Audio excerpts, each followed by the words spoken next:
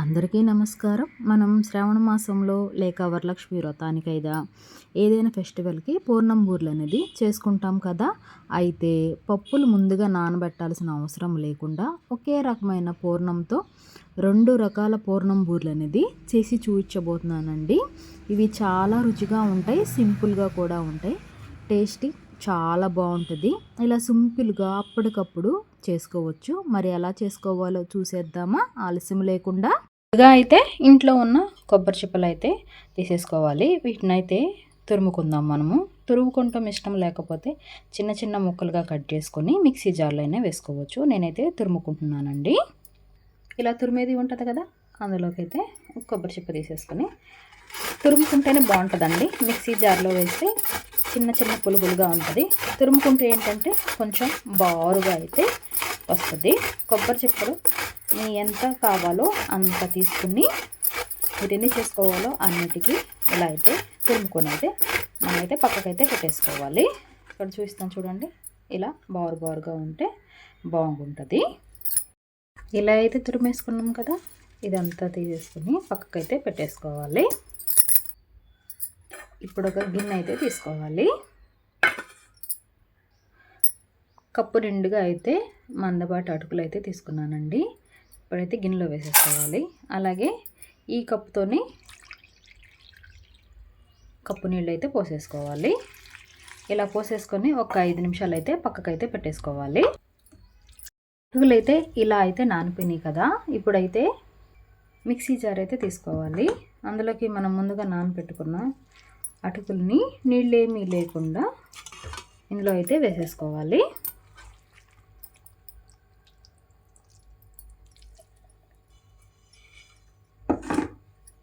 ఇందులోకి 1/4 కప్పు సుజీ రవ్వ అయితే వేసేసుకోవాలి. అలాగే 1 స్పూన్ వరకు పంచదార అయితే వేసుకోవాలి. అలాగే 1 చిటికెడు ఉప్పు. ఇప్పుడు ఇదైతే మూత పెట్టేసుకొని మెత్తని పేస్ట్ లాగా చేసుకోవాలి. ఇలా అయితే మిక్సీ పట్టేసుకున్నాం కదా. ఇప్పుడైతే ఒక గిన్నెలోకి అయితే వేసేసుకోవాలి. నీళ్ళు అనేది అవసరమైతే పోసుకోండి. ఇదైతే ఒక పక్కకైతే పెట్టేసుకోవాలి. ఇప్పుడైతే స్టవ్ వెలిగించుకొని కడాయి పెట్టుకొని అందులోకి 2 టేబుల్ స్పూన్ల వరకు నెయ్యి అయితే వేసుకోవాలి.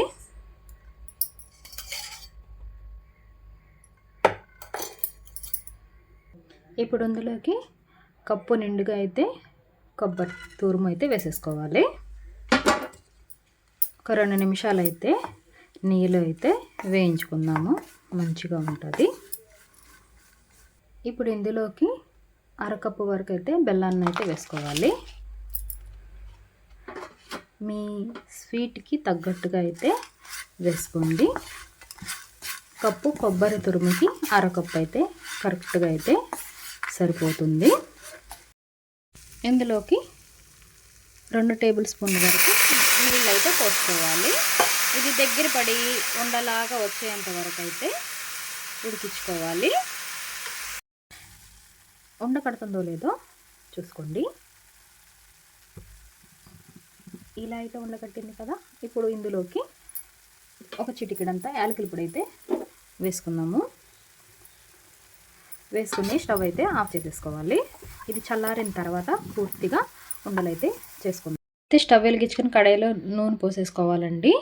నూనె కాగుతూ ఉంటుంది. మనమైతే ఉండలు అయితే చేసుకుంటూ ఉందాము.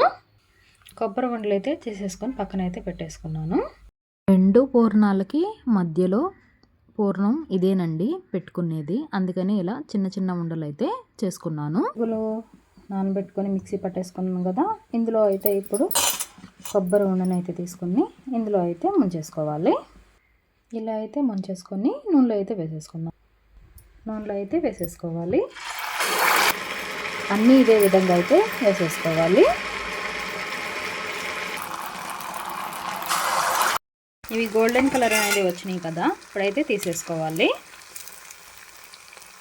మరొక అంటే పూర్ణం బూరికి ముందైతే కడాయి అయితే పెట్టేసుకోవాలి. అందులోకి 2 కప్పుల వరకు నీళ్ళు అయితే పోసుకోవాలి. రేపు నాది చిన్న రిక్వెస్ట్ అండి, నా ఛానల్ ఎంతవరకు సబ్స్క్రైబ్ చేసుకోకపోతే సబ్స్క్రైబ్ చేసుకోండి. మంచి మంచి వీడియోస్ అయితే పోస్ట్ చేస్తూ ఉంటాను. ఇప్పుడు ఇందులోకి 1 చిటికెట్ అయితే ఉప్పు,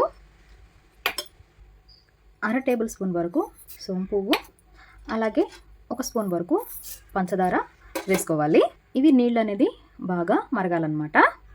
నీళ్ళు అయితే ఇలా కాగినాయి కదా. ఇప్పుడైతే సుజీ రవ్వ ఉంటుంది కదా, ఉప్మా రవ్వ, మనం ఉప్మా వేసుకుంటాం. ఆ రవ్వ అయితే తీసుకుని 1 కప్పు వరకు వేసేసుకోవాలి. 1 కప్పు సుజీ రవ్వకి 2 కప్పులు నీళ్ళు అనమాట. ఇలా వేసుకుని ఇలా అయితే కలిపేసుకోవాలి, ఉండలేమీ లేకుండా. ఇందులోకి ఇప్పుడు 1 చిటికెడు వరకు యాలకుల పొడి అయితే వేసేసుకోవాలి. వేసుకొని ఇది బాగా కలిపేసుకోవాలి. ఇప్పుడు ఇందులోకి 2 టేబుల్ స్పూన్ల వరకు నెయ్యి అయితే వేసుకుందాము. బాగుంటుంది. నెయ్యి కూడా వేసి ఇది మొత్తం ఒకసారి అయితే కలిపేసుకోవాలి. ఇలా అయితే ప్యాన్కి సపరేట్ అయిపోయింది కదా. అప్పుడైతే స్టవ్ అయితే ఆఫ్ చేసుకుని ఇదైతే చల్లార్చుకోవాలి. అయితే నెయ్యి అనేది అప్లై చేసుకొని ఒక చిన్ని పిండి ముద్దలాగా తీసేసుకోవాలి. ఇప్పుడు ఇలా అయితే రౌండ్గా చేసుకున్నాం కదా, ఇందులోకి మధ్యలోకి ఇలా అనుకుంటూ స్టఫింగ్ అయితే పెట్టుకునేలాగా చేసుకోవాలి. ఇలా అయితే చేసుకున్నాం కదా. ఇప్పుడైతే ఇది ఇందులో పెట్టేసుకొని ఇలా అయితే ప్రెస్ చేసుకుంటూ దీన్ని అయితే మూసేసుకోవాలి.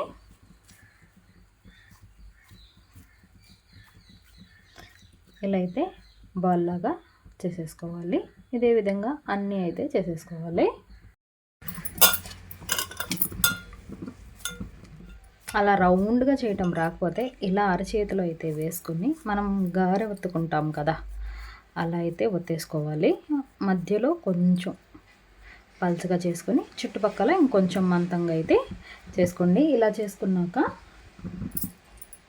కొబ్బరి ఉండ అయితే ఇలా అయితే పెట్టేసుకొని ఇలా అయితే ముడిచేసుకోండి. ఇలా అయితే త్వరగా అనేది వస్తుంది. చూడండి చక్కగా అయితే వచ్చింది కదా. అన్నీ ఇదే విధంగా అయితే చేసేసుకోవాలి. నూనె కాగిన తర్వాత ఒక్కొక్కటిగా అయితే వేసేసుకుందాము. నూనె అయితే వేడైపోయింది. ఒక్కొక్కటిగా అయితే నూనెలో అయితే వేసేసుకోవాలి. మంట అనేది మీడియం ఫ్లేమ్లోనే పెట్టుకోండి. ఇవి బంగారు రంగు వచ్చేంత వరకు అయితే నూనెలోనే ఫ్రై చేసుకోండి. ఇలా గోల్డెన్ కలర్ వచ్చినాయి కదా, ఇప్పుడైతే తీసేసుకోవాలి. అలాగే మరొక వాయి కూడా వేసేసుకోవాలి. సింపుల్గా అయితే అయిపోతాయి ఈ పూర్ణాలు అయితే. ఇవి కూడా కాన్ని కదా, తీసేసుకుందాము. ఇప్పటి వరకు 2 రకాల పూర్ణం బూరెలు అయితే చూసారు కదా. పూర్ణం అయితే ఒకటే, పైన స్టఫింగ్ అయితే వేరుగా ఉంటుంది. మీరు కూడా తప్పకుండా ఇలా అయితే ట్రై చేయండి. చాలా అంటే చాలా బాగుంటాయి. ఇదైతే అటుకులతో చేసిందన్నమాట. ఇది చూడండి ఎంత జ్యూసీగా ఉందో లోపల కూడా. ఇప్పుడు మనం ఇది సుజీ రవ్వతో చేసాం కదా, అదన్నమాట. చూడండి భలే క్రిస్పీగా ఉన్నాయి. ఏదైనా పండగలకైనా వరలక్ష్మి వ్రతానికి మనం పూర్ణాలు చేసుకుంటాం కదా, ఇలా పప్పులు ఏమి నానబెట్టుకోకుండా ఇలా అయితే తప్పకుండా అయితే ట్రై చేయండి. నా వీడియో నచ్చిందని అనుకుంటున్నా. నా వీడియో నచ్చితే లైక్ చేయండి, సబ్స్క్రైబ్ అయితే చేసుకోండి. మరొక రెసిపీతో మీ ముందుంటా. Recipe with Usha.